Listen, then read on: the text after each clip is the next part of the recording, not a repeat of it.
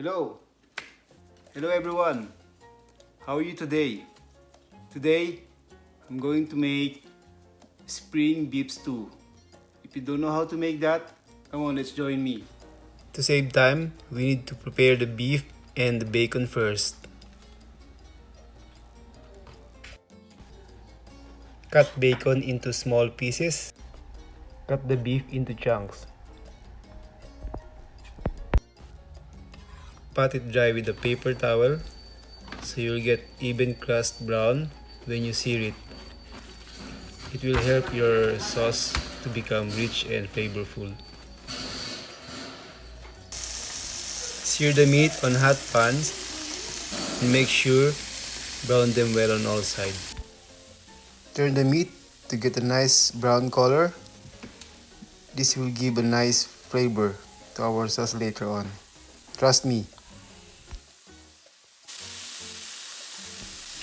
Meanwhile, let's prepare all the ingredients like the spices and the produce for this beef stew.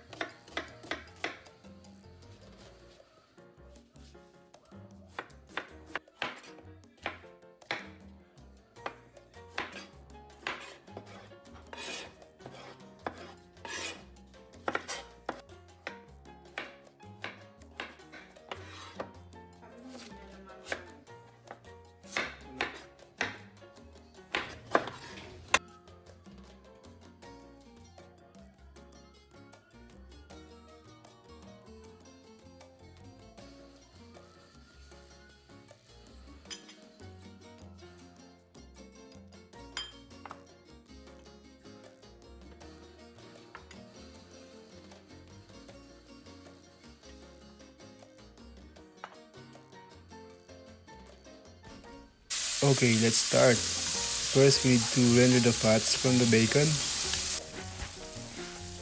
And then add the chopped garlic.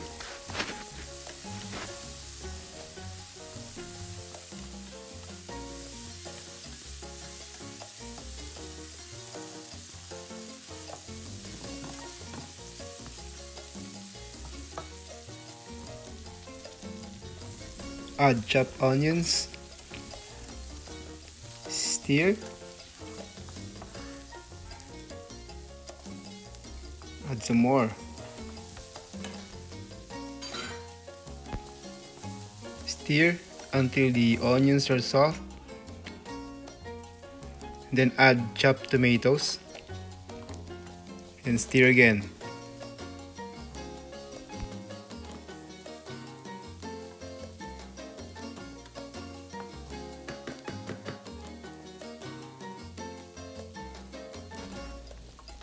Add mushrooms.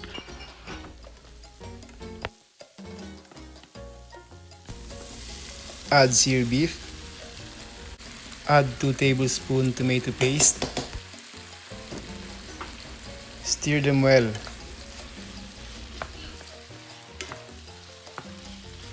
At this point, you can add chopped herb like rosemary and couple of bay leaves.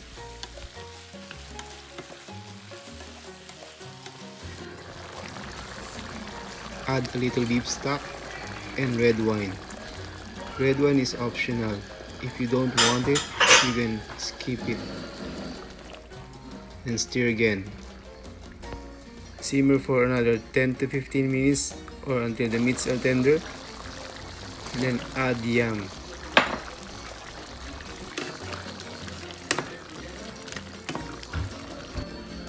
When the yams are almost done, you can add all the produce.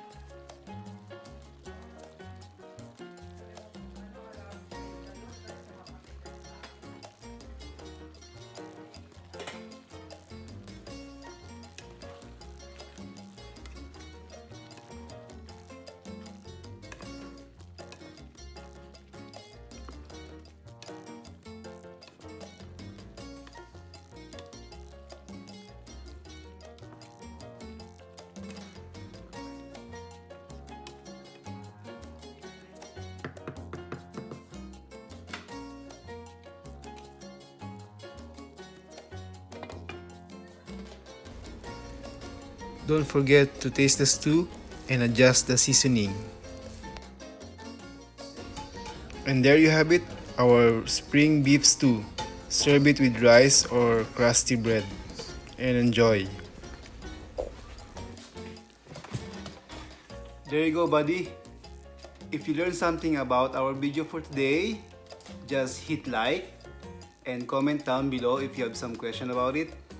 And if you're new to my channel, please consider to subscribe on my channel, the Kitchen Chef Ben-Hur or Kitchen Coach Ben-Hur, and hit the notification bell button to get notified and get updated on our next video. Alright?